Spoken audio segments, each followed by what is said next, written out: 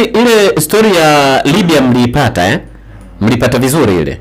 Ama hamkuwa mmepata? Mbona kama mmekosa raha? Jamani, tulisema tatizo tunaacha pale chini. Ulipata vizuri? Ni sahihi kabisa. Ulipata vizuri? Nilipata. Ili kuwaje kwa msikilizaji wetu ili tuweze kumjuza? Ndio funguka, tunaanzia huko. Tunaanzia Libya kule. Ndio. Kwa alikuwa anaitwa Amir. Amir Gaddafi. Yule ni mmoja katika watu ambao walipata nafasi ya kwenda kuhiji. Ndio. Kwenda kuhiji mwaka huu. Mwaka huu. Na alifuata taratibu zote na mpaka siku ya safari. Ile siku ya safari inafika. Ambapo ndege ya iliyokodishwa kwa ajili ya kubeba mahujaji wote na kuwapeleka katika viwanja vitakatifu vya Makkatul Mukarrama iliweza kuwasili katika uwanja wa ndege, naye akiwa ni katika ambao wapo katika uwanja wa ndege. Lakini cha kusikitisha ni kwamba pasipoti yake yeye ilikuwa inasumbua katika system pale uwanja wa ndege. Akiingia huku anaambiwa nenda chumba namba ngapi, akitoka huku na baadhi ya watu ambao mimi nimewasikia wanasema kwamba inawezekana jina lake kumaliza na Gaddafi likawa pia lilimwathiri kwa sababu ni katika ile familia ambayo katika uangalizi maalum. Sasa pale uwanja wa ndege walimsumbua mpaka wasafiri wenzie ambao wanakwenda hija wakaingia katika ndege. Na unafahamu siku zote kwamba ndege huwa haimsubiria abiria. Abiria ndiye ambaye anasubiri ndege. Inapofika wakati wa kuondoka, hata kama ikiwa na abiria mmoja inaondoka, inafunga milango yake inaondoka. Sasa wakati yeye anafanya process zile za kuzungushwa ingia huku kutoka huku, ndege ikakamilisha taratibu zake, milango ikafungwa, ndege ikaondoka. Hebu fikiria kwamba ni jambo lilokuwa una shauku siku nyingi la kulitamani kama vile ambavyo sisi hapa ndani tunatamani. Tuko watu 5 hapa ndani, lakini inawezekana hata inawezekana sisi wote ambao tushafika hija, inawezekana, si ndio? Ndio. Inawezekana sio sote ambao tumefika hija hapa ndani. Ni kweli tusianze kuchunguzana. Ni jambo ambalo sila ubishi licha kuto kuchunguzana, lakini ndio ukweli jinsi ulivyo, ndio ukweli. Na tunalitamani ili jambo.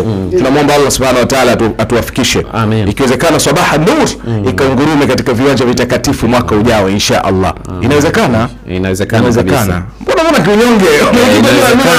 Kwani watu bado wanyonge? Watu wanyonge sijui ni shida gani? Ni shida gani ambayo inawakumba? Mwenyekiti jamaa baada ya taratibu zile na ndege kuondoka akakamilishia mambo yake. Ndio anaambiwa bwana ndege imeondoka. Anaruhusiwa, ndege nayo imeondoka. Kwa hiyo akaambiwa hakuna ndege nyingine, ile ndio ndege pekee ambayo imeandaliwa kwa ajili ya mahujaji. Kwa hiyo kinachofuata wewe ni kuondoka tu. Kuondoka nyumbani mwaka mwingine. Kwenda hija imeshindikana kwako. Huyu jamaa bwana hakukata tamaa. Ndio. Hakukata tamaa. Alipoambiwa bwana ondoka, akasema bwana mimi siondoki. Kwa nini uondoki? Kwa maana mkunjufu kabisa, naenda hija. Mimi nimeshaaga, nimeshafuata taratibu zote, mimi naenda hija. Ndege imeshaondoka. Bwana mimi siondoki. Bwana mimi hapa naenda hija. Ana mizigo yake. Tulia. Tena iko serious, yani si kwamba eti ana wasiwasi au vipi. Yani anaongea kwa kujiamini kwamba mimi naenda hija. Mimi naenda hija. Sasa unaenda hija vipi? Na ndege imeondoka, anasema mimi naenda. Mimi naenda kwa uwezo wa Allah, mimi naenda hija kabisa. Basi mwenyekiti, jambo lililokuja kushangaza wengi, ndio baada ya muda inaonekana ile ndege iliondoka, inarudi tena uwanja ule pale ndege inarudi ikatua pale. Ndio vipi? Ndege ina matatizo, imepata hitilafu. Kuna tatizo limejitokeza. Ndege ikashughulikiwa. Ndio wale wahudumu wa pale uwanjani wakamfuata rubani, wale watumishi wa ndege ndani ya ndege, bwana kuna abiria wenu mlimwacha, ndio tunaomba mumchukue. Wakasema sisi hapa tumerudi kwa sababu ya ikhtilafu iliyotokeza, hatukuja kuchukua tena abiria, jambo lilishafungwa. Ndio ikashindikana kuchukuliwa ile jamaa. Ndege ikarekebishwa, ikaondoka. Tunazungumza haya sio stories za kusikia. Ni juzi, ni maana ya juzi au mahujaji alifahamu. Kwa maana ya juzi. Mahujaji hawa ambao sasa hivi wako katika viwanja vitakatifu. Basi jamaa alipoelezwa vile hakukata tamaa. Anaambia basi uondoke, anasema siondoke, mimi naenda hija. Mimi naenda hija kwa uwezo wa Allah, mimi naenda hija. Ndege imeshakuacha tena, anasema mimi naenda hija.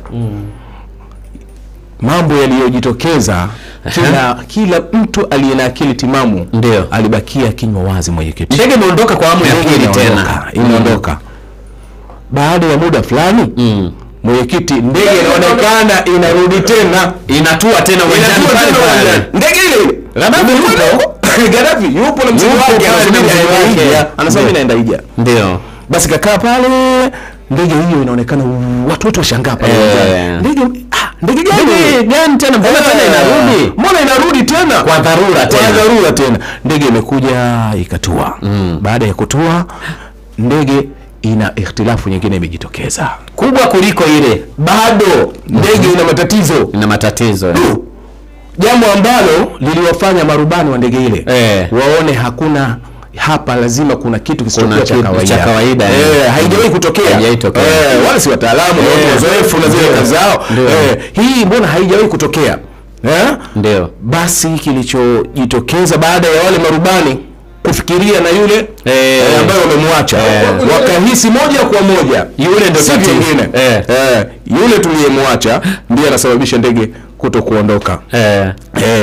Basi walitoka na marubani, na ukumbuke walisema kwamba wao pale ndege ikipata itilafu wanarudi, kwamba milango yao washafunga kabisa, hawawezi tena kuingiza mtu mwingine. Alafu huyu mhusika Amiri yeye kule hakwenda kwa gharama zake, yani ile ni fursa tu ambayo ameipata. Sasa yeye mwenyewe alikuwa ni maisha hai kabisa, nenda sasa ile fursa kaona yani nikose.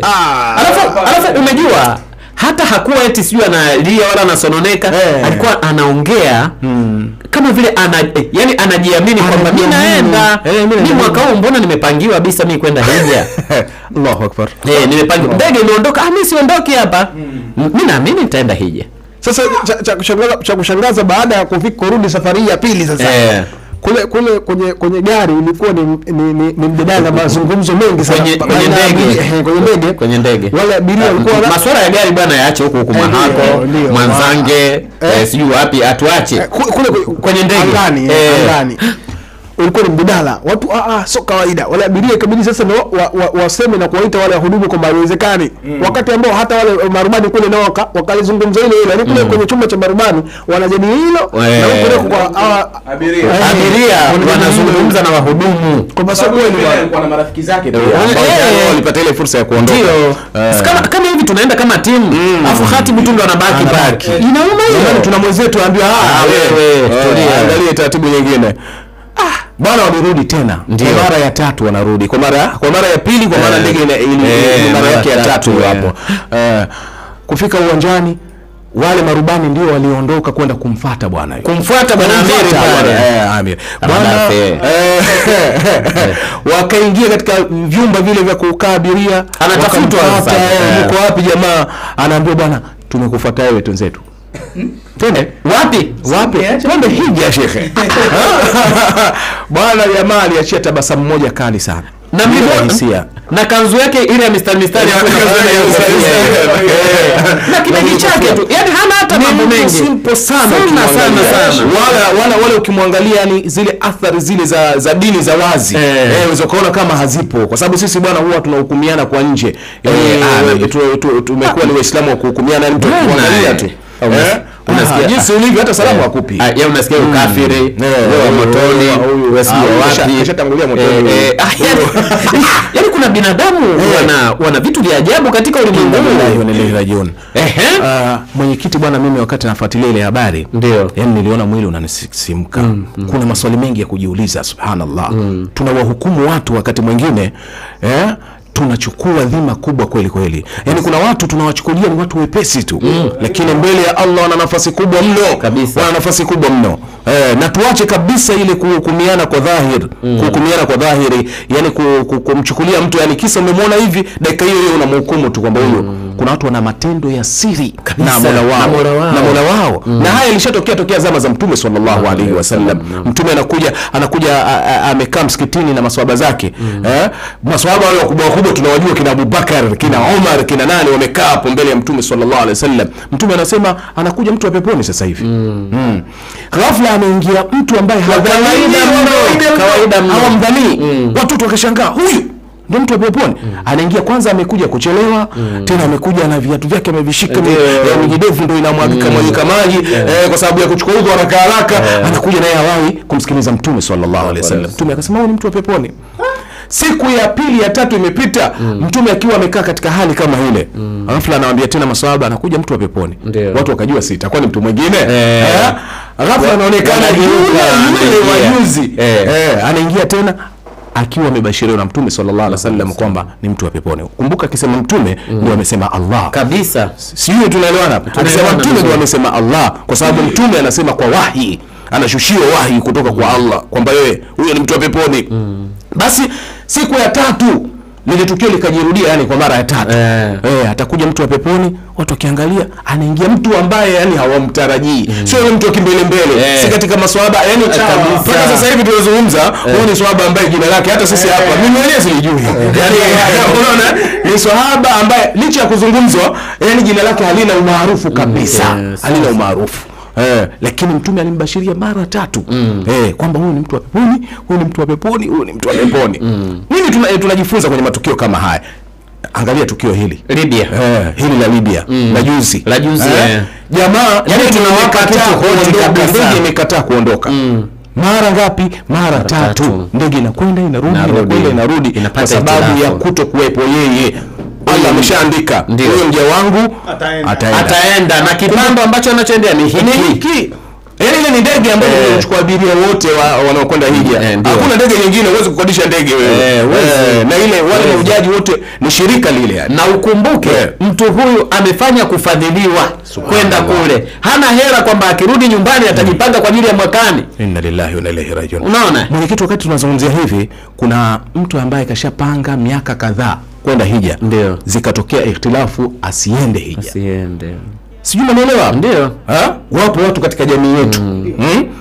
Yaani mtu anapanga aende hija, kila kitu amekamilisha na haendi hija.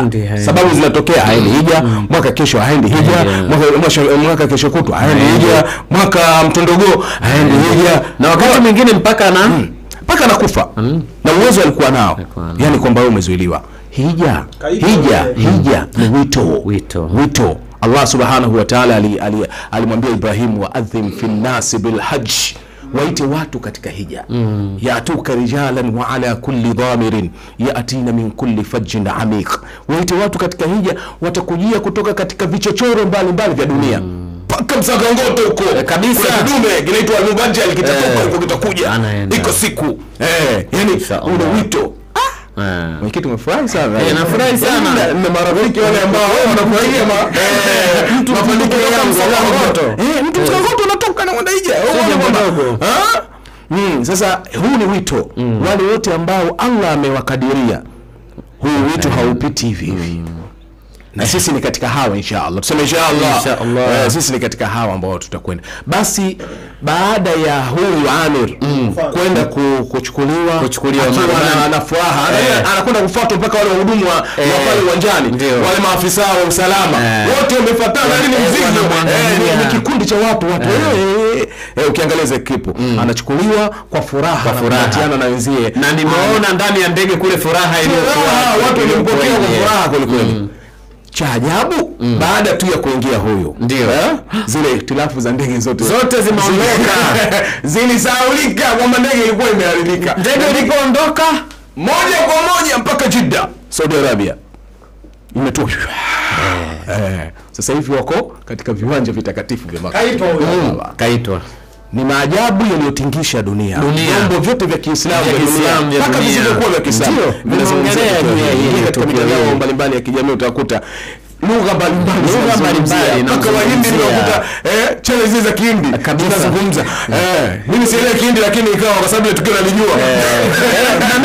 Na mimi nimetembelea kwenye vyombo vya habari vya kimataifa vingi, japokuwa lugha sivijui, lakini nikimuona tunasema ni yeye, kwa sababu mimi kanzu yake hata sasa hivi nikitoka hapo nje nikikutana na picha yake namjua. Umesikia? Hata kuna na mtu kama kanzu kama huoni nimesema kanzu yake alafu sasa anamwangalia pale. Afu ni kipande cha mtu hivi, kipande cha mtu mwenye tabasamu. Sasa wakati anaingia kwenye ndege pale watu wanamkumbatia. Hana shida na akapata umaarufu sana. Angalia sajabu yake ili ujue shani na utukufu wa Mola katika jambo hili. Anaweza akakurufaisha. Yaani wewe mwenyewe ufahamiki. Ndio, ulikuwa ufahamiki kidunia. Alikuwa hafahamiki kabisa. Lakini angalia Mola anavyomrufaisha mtu. Yaani kwa muda mchache sana tayari sasa hivi nani anasema huyu ameshakuwa maarufu hivi sasa.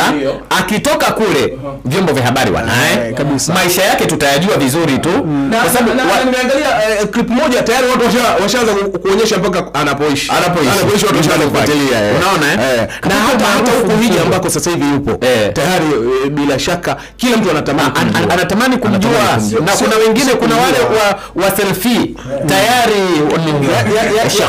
yani huko nyumbani kuna wengine yaani somenda pamoja safari moja, lakini wanamuomba awaombe dua kabisa. Unaona hali hivyo ndio wale kuna mafunzo makubwa katika mno katika tukio hili. Kwa hiyo miongoni mwa matukio ambayo yametingisha ulimwengu katika matukio ya hija, hili nalo ni katika hayo. Hili nalo ni katika hayo ambayo tunatakiwa tupate ibra na mazingatio. Sawa, shukrani sana.